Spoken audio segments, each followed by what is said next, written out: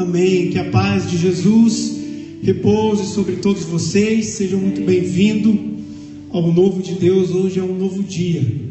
Precisamos nos alegrar nesse dia que o Senhor nos fez. Não sei se você já expressou um novo cântico a Deus nessa manhã. Eu já expressei um novo cântico. Não sei se esse novo cântico ele vai ser um cântico para ser escrito ou cantado, mas o meu Deus recebeu o meu novo cântico nessa manhã. Que você tenha essa experiência todos os dias com Ele. Estão prontos para receber mais uma boa semente da parte de Deus hoje? Amém. Se prepare, Deus vai falar e já está falando ao seu coração, não tenho dúvida disso. Então eu quero que você estenda a sua mão. Vamos mais uma vez orar ao nosso Deus. Pai, estamos com as mãos estendidas, com os corações abertos, com a mente liberada para receber mais de Ti, o novo do Senhor, algo surpreendente, algo novo o Senhor preparou para cada um de nós. Por isso, possamos receber essa boa semente e que essa semente possa ser plantada em terreno fértil, que ela possa criar raiz profunda e que ela possa dar muitos frutos para a Tua glória. No nome de Jesus que nós oramos. Amém. Amém. Chegará um tempo que esse não é um velho coração, mas um novo coração, ele baterá pela sua última vez. Em alguns, ou talvez em algum momento da minha vida, esse pulmão expirará o último fôlego de vida. Essas mãos que seguram esse microfone, que passam as folhas dessa Bíblia, essas mãos perderão força. A menos que Jesus volte antes, todos nós nos depararemos com a morte. Essa é uma verdade que nós não podemos negar. E eu sei que esse não é o melhor tema a ser abordado, porque ninguém gosta de falar de morte, muito menos eu. Mas eu creio, e concordo com você a respeito disso, mas eu creio que é um tema propício, é um assunto propício e necessário para os tempos em que vivemos. Essa pandemia, ela está revelando de uma forma muito forte, intensa, a fragilidade do ser humano, é ou não é? Eu não sei se você tem aprendido alguma coisa com a pandemia, mas uma das coisas que eu tenho aprendido é que o ser humano não é nada diante de apenas um vírus que ninguém enxerga e que deixa todo mundo confuso, e que as nações, os países estão tentando buscar a cura, mas parece que ainda estão um pouco perdidos. A população está com medo, e eu acredito que no tempo que nós estamos vivendo é um tempo de amadurecimento, de acordo com a palavra que nós lemos na abertura desse culto. As tribulações geram em nós perseverança, caráter aprovado. Que bom! É a maneira que o nosso Deus nos traz para que enxerguemos os problemas. Olhe para o problema com bons olhos, porque Ele precisa te conduzir a um amadurecimento. Por isso eu quero te convidar a respirar fundo nessa manhã, olhar para a pessoa que está ao seu lado, olhar para a pessoa que está próxima de você, que convive contigo, e lembrar que todos nós somos iguais. Porque mesmo que você se sinta diferente de alguém, mesmo que você se julgue melhor do que alguém, eu quero dizer que existe algo que está nivelando todo mundo. Obviamente que Jesus faz isso, mas se nós não conseguimos ouvir, as outras coisas vão nos nivelar. Essa pandemia tem feito isso conosco. Pega rico e pobre, preto ou branco, entra em casas paupérrimas ou de milionários, e ela está nivelando todo mundo. E a morte é um assunto que vai bater a porta de todos nós, mais cedo ou mais tarde. E eu quero dizer que se você não compreende com a sua vida isso, você vai compreender com a morte. E quando Deus me deu essa palavra, eu falei: Deus, é uma palavra que eu gostaria muito de falar em algum velório de alguém. Tem tudo a ver. E o Espírito ministrou no meu coração: por que você vai esperar alguém morrer para ministrar a respeito disso? Ministre em vida. Eu falei: Deus, ok. Falou profundamente ao meu coração.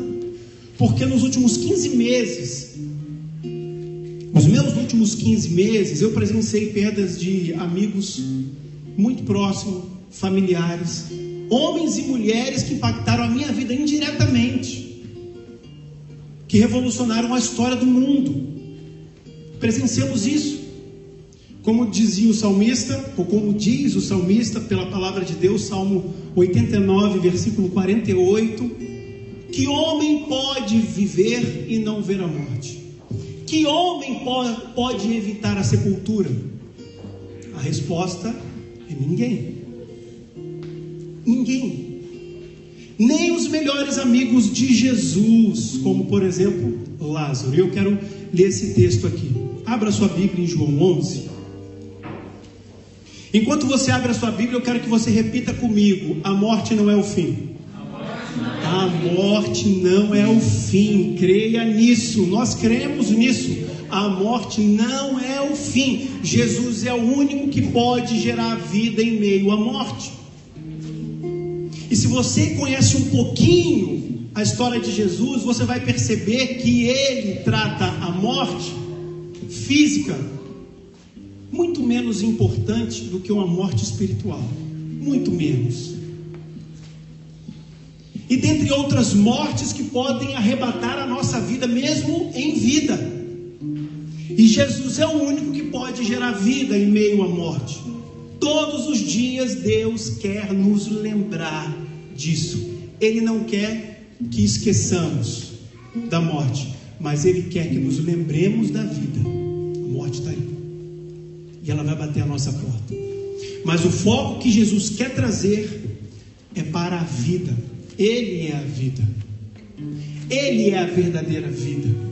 João 11, versículo 1. Eu quero ler apenas 6 versículos, porque nós não teremos tempo para ler todo o capítulo, em função do nosso horário. Mas vamos lá.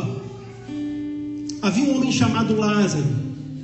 Ele era de Betânia, do povoado de Maria e de sua irmã Marta. E aconteceu que Lázaro ficou doente. Maria, sua irmã, era a mesma que derramara perfume sobre o Senhor e lhe enxugara os pés com os cabelos. Então as irmãs de Lázaro mandaram dizer a Jesus: Senhor, aquele a quem amas está doente. Ao ouvir isso, Jesus disse: essa doença não acabará em morte. É para a glória de Deus, para que o Filho de Deus seja glorificado por meio dela. Jesus amava Marta, a irmã de Lázaro. No entanto, quando ouviu falar que Lázaro estava doente, ficou mais 2 dias onde estava. Um pano de fundo rápido a respeito desse texto. Como Lázaro estava doente, Marta e Maria se apressaram em mandar uma notícia para Jesus sobre a doença do seu irmão. Elas criam na capacidade da cura de Jesus, simplesmente porque elas presenciaram várias ações, vários movimentos de Jesus, várias manifestações do seu poder a respeito da cura. Jesus amava muito Lázaro, demais, era um amigo próximo, era uma pessoa que tinha um relacionamento profundo, e ele sabia que Lázaro tinha morrido. Ele recebeu a notícia, recebeu primeiro a notícia da sua doença, e logo depois recebeu a notícia da sua morte. Ele conhecia o sofrimento que aquela família estava passando em função da perda de um ente querido. Porém, Jesus não reagiu imediatamente. Vai entender. Ele não saiu correndo para a casa de Lázaro para acudi-lo. Não. Mas eu quero dizer que a sua demora tinha um propósito específico, muito específico. E parte dessa história que lemos se resume a esse pequeno trecho que eu acabei de narrar. Se resume a isso. E aqui encontramos nesse texto um primeiro destaque dessa história. Primeiro, o tempo de Deus é diferente do nosso. Você crê nisso? Não sei se você gosta disso. Mas o tempo de Deus é diferente do meu e do seu. E por muitas vezes o tempo de Deus não agrada ao nosso coração, nos dá uma sensação de demora. Se você for honesto consigo mesmo, você vai reconhecer que por muitas vezes você tem um sentimento de que Deus está indiferente à sua dor. Ele não lembra de você, a sensação que você tem é de esquecimento. E o tempo vai passando, vai passando, vai passando. E aí já chega em dezembro, e as coisas não aconteceram, e o tempo vai passando. Mas o fato aqui é, Lázaro morreu. A morte bateu a porta da casa de Lázaro. O tempo passou para Lázaro.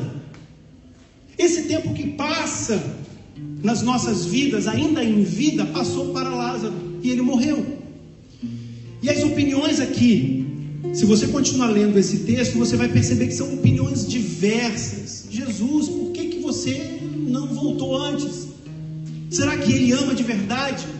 O que Jesus estava fazendo de tão importante que ele não pôde acolher e acudir um grande amigo?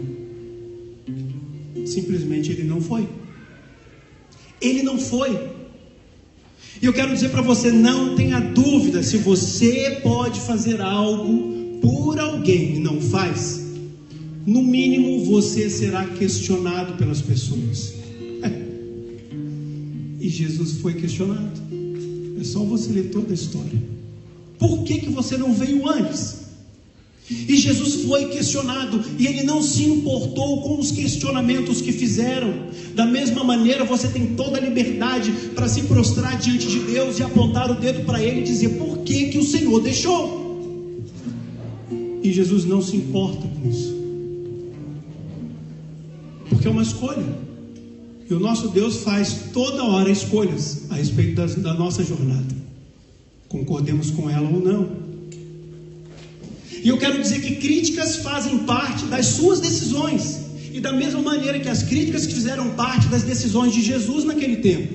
Ele foi criticado, ele foi questionado. Jesus escolheu não visitar Lázaro enquanto ele estava vivo.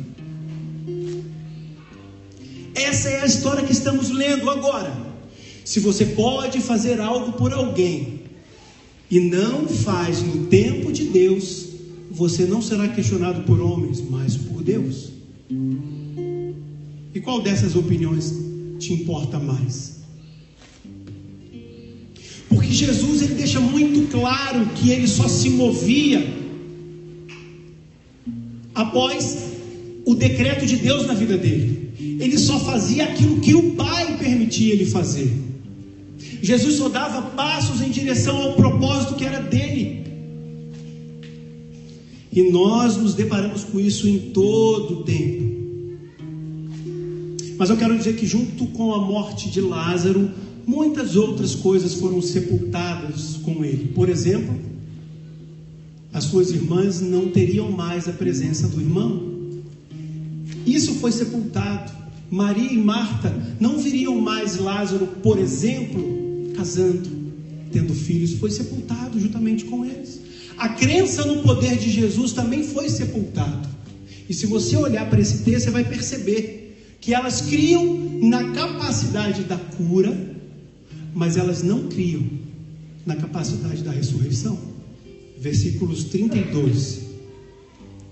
Maria prostrou-se aos pés de Jesus e disse: Senhor, se estivesses aqui, meu irmão não teria morrido.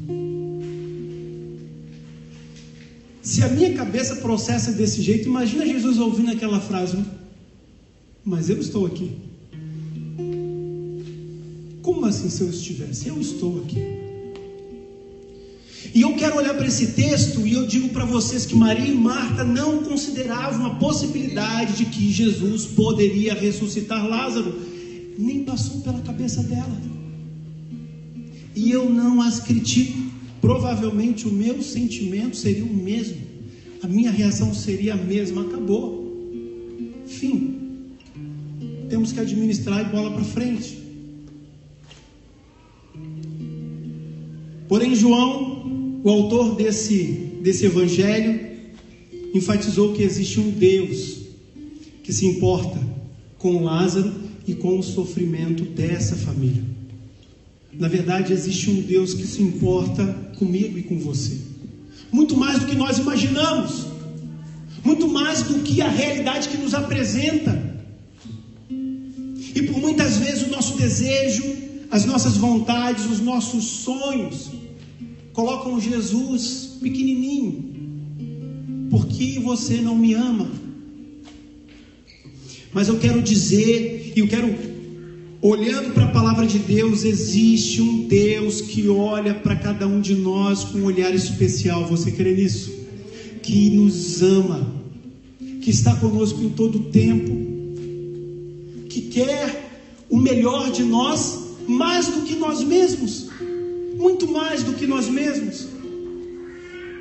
Jesus expressou aqui com a sua ação, com as suas emoções, com os seus sentimentos, que ele se importava com Lázaro, com Marta e com Maria, com aquela família. E ele continua fazendo isso da mesma maneira hoje, não tenha dúvida disso. E aqui nós encontramos o segundo destaque desse texto: Jesus continua chorando com os que choram. Ele continua junto com aquele que necessita de um colo. Ele nos pega no colo, ele nos faz carinho, ele afaga o nosso coração. Eu quero te dizer que a sua dor é a dor dele, o seu choro é o choro dele, o seu clamor é o clamor dele. A sua angústia é levada pelo Espírito Santo com gemidos inexprimíveis. Paulo vai dizer isso, que é uma expressão de amor maior do que essa. E quando Jesus viu o choro e a tristeza de Maria, o texto vai dizer que ele chorou. Jesus chorou, versículo 35 e 36. Jesus chorou. Então os judeus disseram: vejam como ele o amava.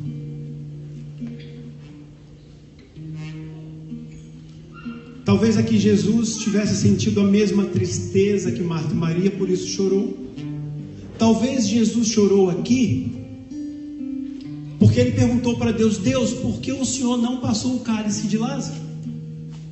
Talvez por isso. Ou talvez Jesus chorou por enxergar a incredulidade do coração de Marta e Maria. Eu não sei. Mas ele chorou com os que choram. E o choro dele foi genuíno. E o choro dele foi um choro de quem entende a nossa dor, a despeito de qualquer coisa, seja qual for o motivo. Jesus mostrou que se importa o bastante ao ponto de chorar com os que choram. E ele faz isso hoje comigo e com você. Talvez para muitos a morte é o fim, acabou, é um beco sem saída. Para outros, a realidade da morte é dura demais, ao ponto de preferir viver na ilusão dessa vida, como se a sua vida nessa terra fosse eterna. E não é à toa que nós olhamos para a palavra de Deus e percebemos que o salmista, ele expressa: é melhor ser convidado para um velório do que para uma festa. Incrível isso. Porque provavelmente é nesse momento de dor que o ser humano se abre mais para refletir sobre a eternidade. E se abre mais para refletir sobre a maneira ao qual vivemos a nossa vida terrena.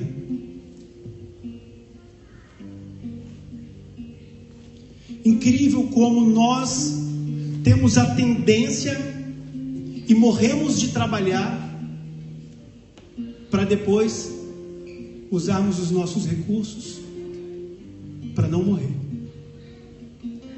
E nós giramos em torno de algo que não tem a ver com o nosso Deus. Batalhamos por causa própria até o fim da nossa vida, sendo que Jesus nos pede para que olhemos para o próximo, para fora, para esse mundo, e Ele cuidará de nós. Ele cuidará dos nossos anseios. E aí o Espírito Santo me fez uma pergunta que me fez refletir profundamente. Eu espero que vocês entendam isso. O que adianta ter uma visão empreendedora da vida se a nossa visão espiritual está embaçada? Nada. E o que o Espírito Santo está dizendo é que Ele quer nos ajudar a entender isso da melhor maneira possível. Existe uma forma ideal de se viver, e essa forma se chama Jesus. Por isso que somos discípulos de Jesus. Precisamos dedicar o nosso tempo em aprender com o nosso mestre, como ele viveu, como ele se comportou. E essa é a maneira que nós somos convidados diariamente a viver. Por isso, ao perceber essa realidade, o coração de Jesus chorou e ele disse: eu sou a ressurreição e a vida. Versículos 25 e 26. Quem crê em mim, ainda que morra, viverá. E quem vive e crê em mim, nunca morrerá. Você acredita nisso? Pergunta Jesus. Mesmo.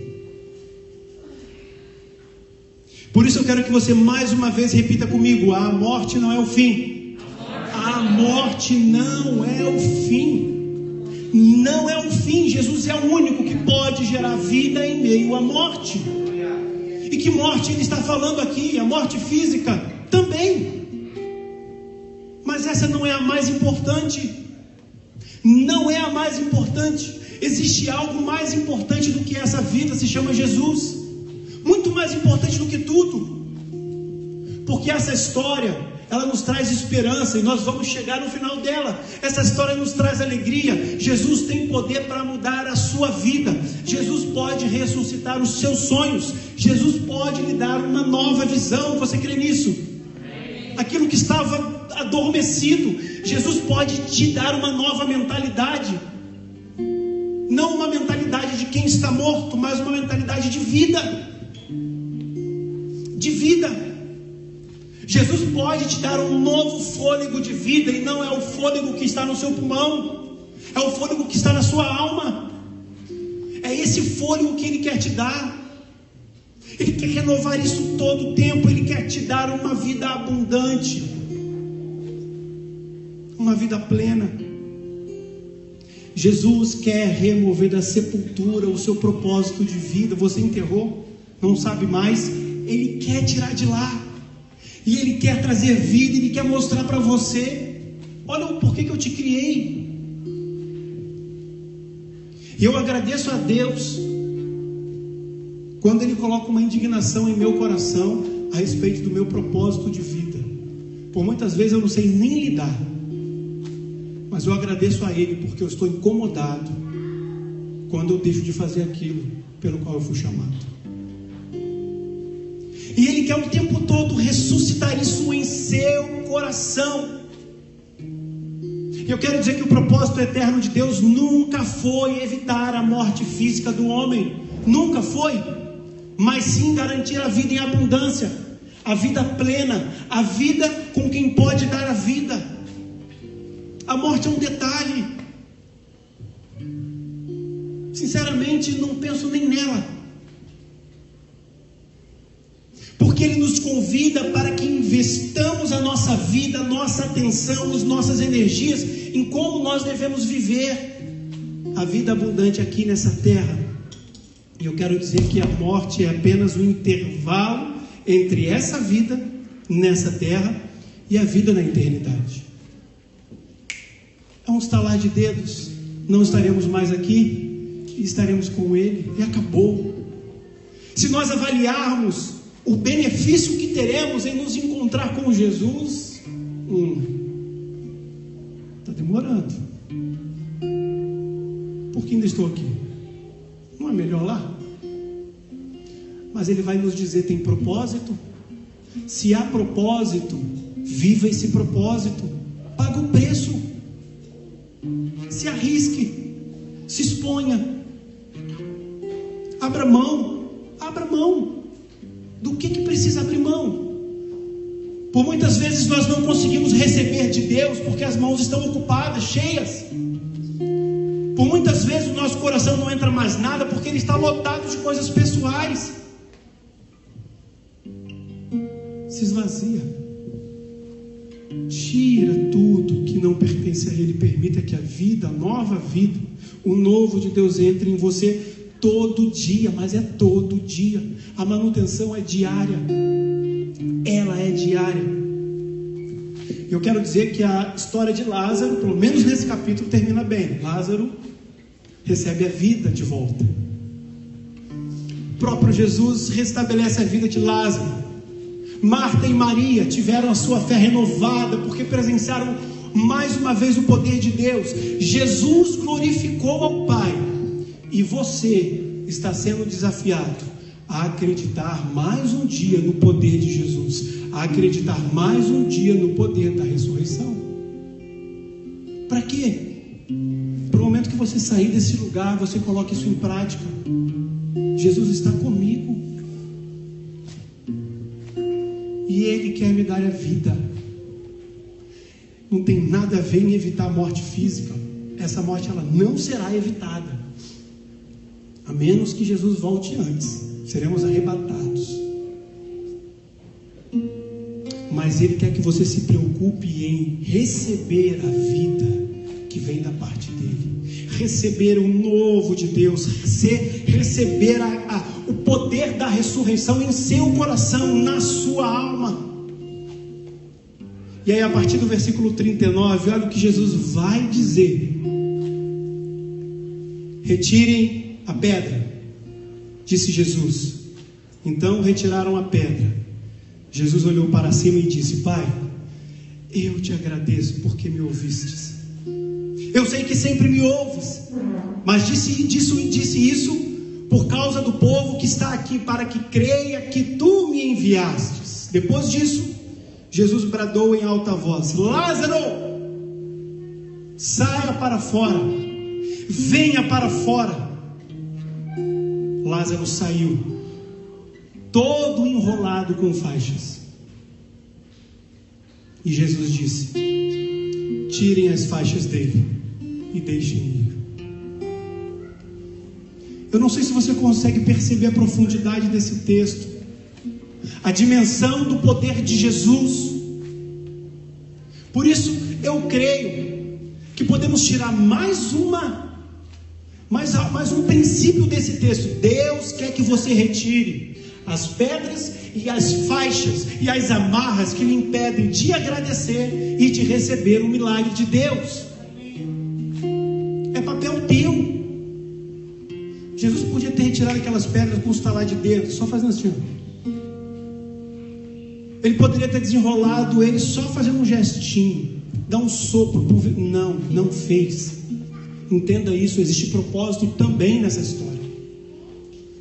Deus quer que você retire as pedras e as amarras que te prendem de ser grato e de avançar e de receber o novo de Deus. Faça isso. Por isso, aceite o convite de Jesus. Venha para fora, saia da sepultura e tenha um novo encontro com Jesus. Ele nos convida para que nos encontremos com Ele todos os dias.